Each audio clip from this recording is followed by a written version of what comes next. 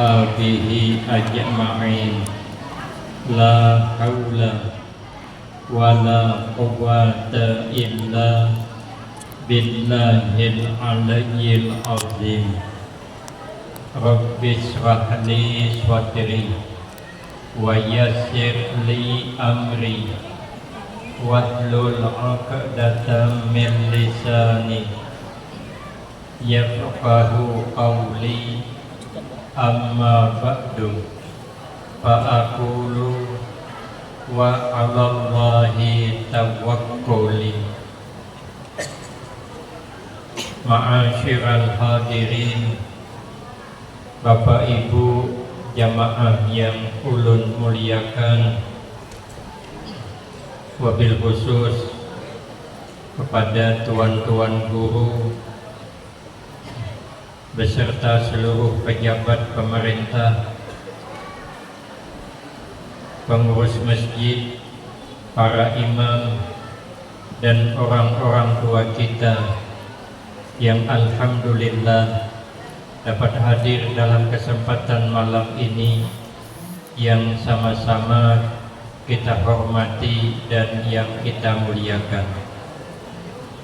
Kemudian terima kasih ulun sampaikan kepada segenap panitia, pimpinan, dan saudara kita Bapak Haji Bubi yang telah memberikan waktu dan kesempatan guna agar supaya dapat mengisikan dalam rangka memperingati kembali peristiwa agung, peristiwa lahirnya junjungan kita Nabi Agung Muhammad sallallahu alaihi wasallam. Mudah-mudahan kumpulnya kita di tempat ini menjadikan sebab Allah turunkan rahmat di tengah-tengah kita, sehingga kita tidak meninggalkan tempat ini kecuali dosa kesalahan kita diampuni oleh Allah, berganti dengan rahmatnya, berkah memuliakan Rasulullah sallallahu alaihi wasallam. Amin, Allahumma amin. Ma'asyiral hadirin, tuan-tuan guru yang mulia, di dalam kitab Syamsul Hidayah, orang yang pertama kali memperingati peringatan hari kelahiran Rasulullah sallallahu alaihi wasallam dengan mengumpulkan orang banyak, menghadirkan para ulama termasuk ulama sufi, adalah seorang raja Al-Muzaffar, raja yang dermawan, raja yang sugih. Beliau menyiapkan untuk memperingati hari kelahiran Rasulullah sallallahu alaihi wasallam, menyiapkan kepala kambing kepanggang 5.000 biji. Kita jadi harapan paling bisa menyiapkan kepala ikan seluang 50. Namun kepala kambing belum mampu, kita pada sugih. Sidin menyiapkan hayam kampung 10.000 ekor, menyiapkan kuda 300 ekor, menyiapkan piring kue 100.000 buah, menghabiskan duit 300.000 dinar. Untuk apa? Untuk mentakzimkan, mengagungkan dalam peringatan hari kelahiran Rasulullah sallallahu alaihi wasallam. Karena kata sahabat Ali karramallahu wajhah, man azzama maulidan Nabi sallallahu alaihi wasallam wa kana sababan liqiraatihi la yahruju minad dunya illa bil iman. Barang siapa yang mengagungkan akan kelahiran Rasulullah sallallahu alaihi wasallam dan dia menjadi sebab tadi sama-sama dibacakan cerita tentang kelahiran Rasulullah Sallallahu Alaihi Wasallam, maka dia tidak akan keluar dari alam dunia, tidak meninggal dunia kecuali membawa iman, wa yadkhulul jannata bighairi hisab, dan nanti dia masuk ke dalam surga tanpa hisab. Kita nih kalau hendak masuk surga lewat jalur hisab, tingkatan kita tipis harapan. Hendak langsung ke surga itu tipis harapan. Kenapa? Amal sedikitannya itu ingin bercampur keumahan, bercampur kehimungan. Bila dipuji orang aku ring seminggu, bila orang kada memuji garing seminggu. Ada orangnya datang malam nih dosa beladung ma 4-5 bakul, dosa menyambati orangnya pada kehitungan. Ada kemarin guru ceramah di wadah kami sana, kata beliau orang yang suka menyambati keburukan orang itu kebanyakannya lalakian, tapi kada seberataan. Cuman kebanyakannya, apalagi musim kampanye, kalau bibinian puja sidin memang sudah bawaannya. Sidin yang bilang bukan ulun. Ulun kan cuma meneruskan. Kita yang merasa ujur apa kata nih. Kalau hendak lewat jalur hisab berat kita, maka cari jalur khusus. Apabila bulan maulid pasang dalam hati tulak acara maulid, mengagungkan, membesarkan, memuliakan, mengendap Nabi ada dalam hati kita. Biar Allah memandang hati kita, ada Nabi di hati kita, yakinlah akan mendapatkan keberkahan. Maka itu kata imam, kata sahabat Utsman radhiyallahu an, kita ini hidup harus ada merasa khawatir, jangan merasa aman terus. Sebaik apapun kita, kada boleh merasa aman daripada azab Allah. Seburuk apapun masa lalu kita, kada boleh putus asa daripada mengharap rahmat Allah. Jangan kalah dengan orang berkabun. Orang berkabun kada pernah putus asa mengharap hasil kabunnya. Ditanaminya kelapa, no kami sana nior ngarannya. Cuman ulun nyaman nior kulir karena keranya kada pas, jadi kelapa aja aman. Tanaminya kelapa, habis matian dimakan babi, kada putus asa. Tahun depan tanamnya lagi, habis matian karena kemarau, karena kebakaran, kada putus asa. Tahun dudi tanamnya pula, habis matian karena banjir, kada putus asa. Tahun dudi tanamnya lagi kelapa, akhirnya yang menanam matian. Apa yang harus kita khawatirkan? Yang pertama, ujasidin min qibalillahi ta'ala ayyakhuza minhu al-iman. Terhadap Allah kita harus ada merasa khawatir kalau iman diambil Allah, wal iyadu billah min zalik. Maka itu Imam Ibnu Mas'ud, beliau berdoa kepada Allah. Dalam satu doanya 4 permintaan. Yang pertama, ujasidin, Allahumma inni as'aluka imanan la yartaddu. Ya Allah, saya meminta agar iman jangan murtad, iman jangan hilang. Kata Imam Abu Hanifah radhiyallahu anhu, penyebab yang dikhawatirkan iman diambil Allah ada 3. Imam Abu Hanifah bepandir kada sembarangan. Imam Abu Hanifah kada mau berpandir kecuali dalam keadaan berwudu. Imam Abu Hanifah kada mau berpandir menyambung cerita yang kada baik tentang orang lain. Kenapa sebab? Karena cerita yang kada baik tentang orang lain belum tentu bujur, belum tentu benar. Apalagi yang membawa cerita tu orang tu kada suka dengan orang tu. Inya kita ni sebaik apapun, sehebat apapun kita, tetap salah menurut pandangan orang yang kada suka dengan kita. Maka setiap kita ini, ujar Imam Syafi'i, mesti ada orang yang kada suka, mesti ada. Itu Imam Syafi'i, apalagi imam masjid di Palangkaraya. Jadi kalau ada yang kada suka, yang dipaksa. Nabi aja ada yang kada suka, apalagi kita. Maka itu jangan suka menyambung cerita yang kada baik tentang orang lain.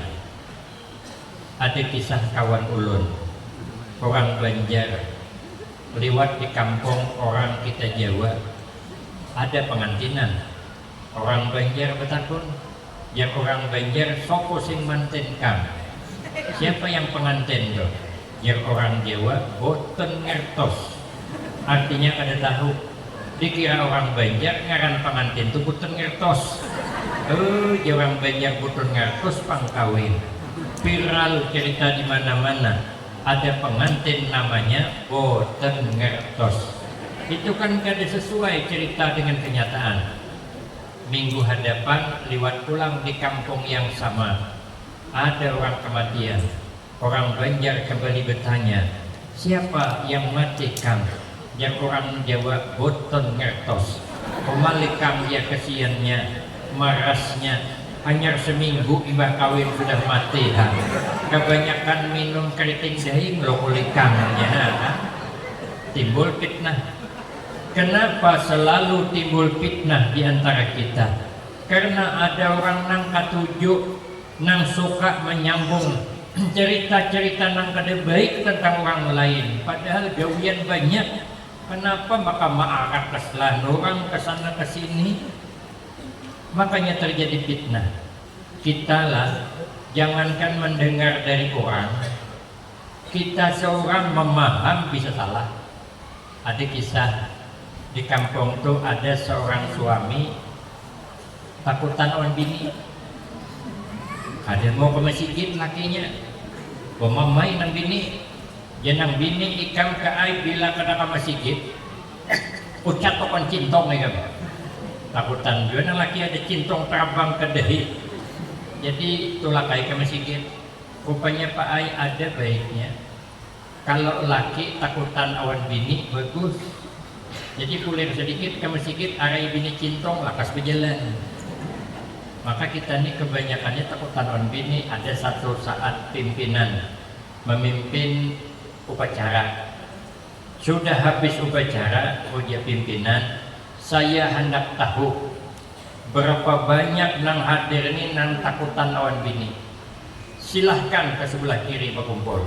Habis ke kiri berataan, kecuali sikong lagi nanti tinggal. Wah, ya pimpinan jaga sikong nih. Panggilnya, apa amalan pian maka wani on bini? Bukan masalah wani Pak ya. Bini ulun bepasan, bila kemana-mana jangan umpat orang banyak. Nanti itu banyak orang. Bahaya nang pimpinan ini parah lagi ini. Mana takutan mana paasian. Akhirnya tulang ke masjid. Kisah orang sana bukan ulun namun kisah. Ulun lapak cuman. Tulang ke masjid. Sekalinya hidin buah api. Rupanya di masjid itu ada di dinding. Apa tulisannya? Barang siapa membawa HP ke masjid tolong matiin. Buliknya. Jangan bini ngapa bulik? Orang belum sebahyaman. Apa katanya panitia masjid kasar main. Masa barang siapa bawa HP ke masjid tolong dimatiin. Daripada aku dimati orang semasjid kita, bulik presiden. Bungolnya juga. Maka jangan suka menyalahkan orang. Belum tentu orang itu salah. Ada kisah ulang. Biar kita nih kada suka menyambung cerita yang kada baik tentang orang, belum tentu bujur. Ulah dosa karing. Pengantin hanyar ini malam pertama hendak menyenangkan bini, tapi kada pada buat kejutan, namanya surprise begitu. Itulah ke pasar musim durian, menukar durian sidin, bingung sidin, menukar durian sebiji duriannya kada mayu, menukar 2 duitnya kada mayu, ada cukup. Hendak menukar sebiji ipar banyak. Ini namanya ikan kapar masak kuning, banyak beipar seorang paning. Akhirnya menukarai sebiji yang belum langkang, masih rapat lagi, bungkus rapat-rapat, bau boleh masukkan ke kamar, bau belum keluar. Hasrat hati kaina tengah malam di atas jam 12 hanya mengulayak durian, hanya membuka durian, makan berduaan, mahadang orang guringan. Rupanya kamarnya bersebelahan awan mintuha, dindingnya terplik nang paling tipis, nang 3 mili itu, sedikit bergerak kedengaran mintuha. Jadi masuk ke kamar beinip, ada wani bergerak kayak apa tikus termasuk ke dalam tumpukan beras. Ada singgarakan. Sudah di atas jam 12, Minanto berpikir, ini mintuha masih guring sudah. Rupanya abahnya belum guring, karena memikirkan anak nih, bebaikan juaka. Anak pun aja sidin, kada terdengar berbunyi-bunyi, jak ada juga bunyi kakak rasak ke apa kan bebaikan dongarannya. Ini ranai inip kersembunyian, jadi gelisah mintuhanya. Dikira Minanto guring, lalu Minanto kegenangan di durian tadi. Jadinya Minanto berbisik awanang bini, ding buka ding. Ai jana mintuha, kenapa kekanakan nih? Maka hendak membuka kepada ulang, cakap dijujuhut seorang jana mintuha juga. Sekali membuka, apanya lagi nih, karas bangai. Waduh, gawat ini, hanya terbuka sedikit sudah karas. Sekalinya ujian yang laki paksa deh, apa yang lagi nih, pisit bangai. Paksa ujian yang laki, begitu memaksa tak limpas tangan, luka karena durinya. Aduh bang, sakit berdarah. Oh jangan laki merasa makin nyamannya. Jamin tuha ikam kenyamanan ambat anakku yang terdarah. Sekalinya Minanto berpandai pulang, coba pangding dia takoni mama lu hendak aja. Wah jamin tuha kurang ajar Minanto. Maka hendak menyebelah jamin tuha. Ada sambungannya tuh, boleh punya nyambung. Nah salah paham lah pak. Orang durian nang tuha lain pahamnya, maka nang lebih selamat tuh kita jangan pati menyambung cerita yang kada baik tentang orang lain. Kalau kita salah, kada tersalah in berdosa dah, riba hukumnya. Bila tersalah bertambah pulang fitnah gagal lagi dosanya. Abu Hanifah berpandir, Hujasidin 3 macam yang membahayakan iman. Pertama, Hujasidin kada pernah bersyukur dapat nikmat iman. Mestinya kita ini bersyukur jadi orang beriman. Orang beriman ini percaya la yahdus hadis illa biqadaihi. Tidak terjadi satu kejadian pun yang terlepas dari kehendak Allah. Makanya kita orang beriman ini hidup bersyukur, sabar, syukur. Jangan pati banyak mengeluh. Kata guru, ulun berjalan ke rumah Guru Muaz di Martapura. pas hendak bulik uji sidin, abah guru sekumpul bepasan, kita nih hidup nang diingat nikmat aja, biar hidup nih selalu bersyukur, jangan maingat bala. Sekalipun tadi sebelum tulak dimamai bini kita, ada usah ingat itu, ingat masa lalu. Dia pernah membisikkan kata-kata yang indah di telinga kita. Dia bilang dengan kita, "Kak, saya tak bisa hidup jauh darimu." Itu kan cakap yang indah. Sekalipun malam tadi ditinjaknya, ingin ke sana di sini. Aduh, sama ingat itu. Ingat masa lalu kita pernah mesra. Sekalipun hari ini kita berjalan berkisut, bini batin kaum, jangan mengingat itu. Ingat masa lalu kita gagah pernah ziarah mutar sampai kemana-mana. Umrah aja pada kehitungan lagi, Katarim aja berapa kali ziarah. Kita pernah gagah walaupun hari ini berkisut. Bahkan kita pernah tandingan buka, tandingan berlari, dapat juara 1. Kenapa? Karena pesertanya cuma berdua, yang sikong kada datang. Pas saya juara 1 sidit. Tapi kita pernah gagah. Kita nih hidup jangan banyak mengeluh. Makanya kata Imam Al-Ghazali rahimahullah, Allah menyuruh kita hidup nih 2 aja, kada banyak. Pertama, hidup jangan sedih hati apapun yang terjadi. Yang kedua, sibukkan diri dengan ibadah. Selesai, itu aja. Apa yang terjadi jangan sedih hati. Kita hanya bisa berdoa, hanya berusaha, namun keputusan punya Allah. Bila kita hendak berangkat umrah, banyak berdoa, baca surah Al-Waqiah setiap malam. Belum jo berangkat pambehi, baca surah Yasin setiap malam. Belum jo berangkat, baca surat tanah nang disampit dua, duit disetor, insyaallah.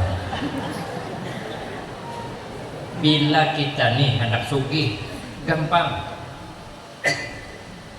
berdoa dengan Allah, karena Allah maha sugih.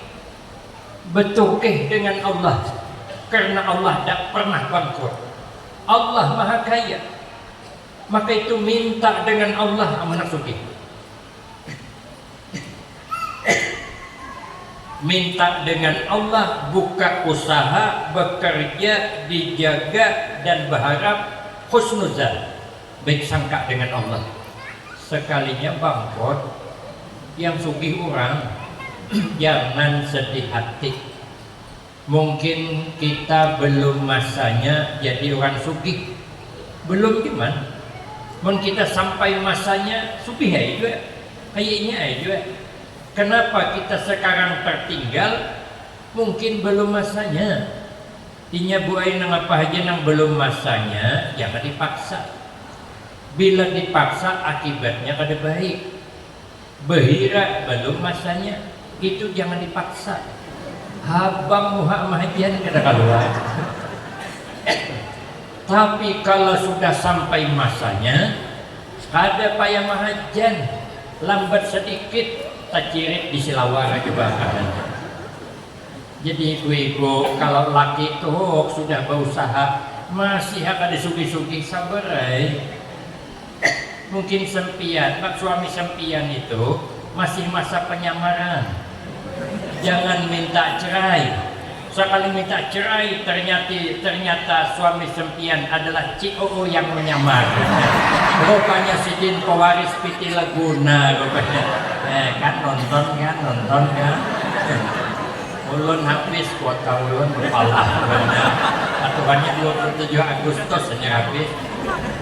Kali seminggu lalu habis dah gara-gara COO itulah tadi. Makanya ibu-ibu bangun malam-malam ini berdoa dengan Allah.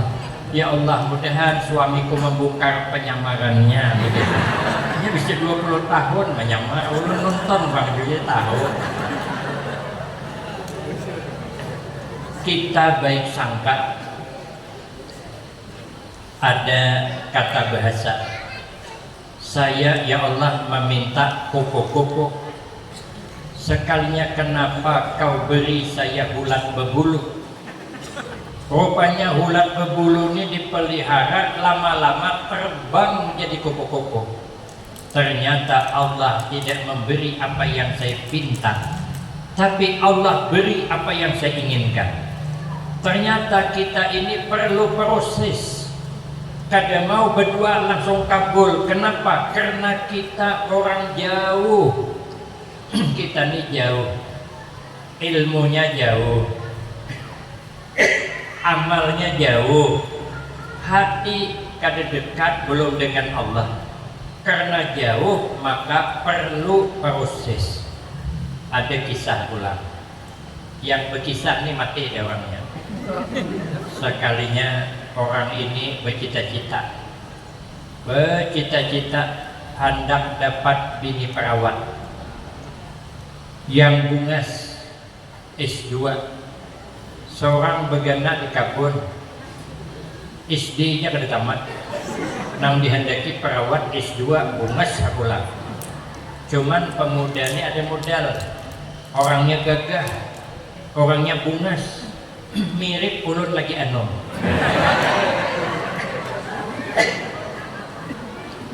Sekalinya bawa kendaraan, tolak berjalan keliling di pasar pakai kendaraan, melamun tertunggu di hang listrik, tajuramba rakai hintohon, dilarikan keluar ke ruang OGD, ruang gawat darurat. Berabah di ruang gawat darurat, tapi pikir pemuda, ya Allah, kenapa ya Allah? Ulun minta bini perawat, kenapa maka masuk ke ruang gawat darurat? Memang ujungnya sama, perawat darurat sama aja.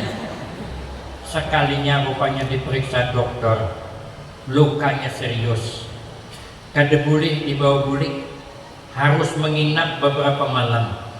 Ternyata yang merawatinya adalah perawat yang masih gadis, yang bungas orangnya, cantik jelita.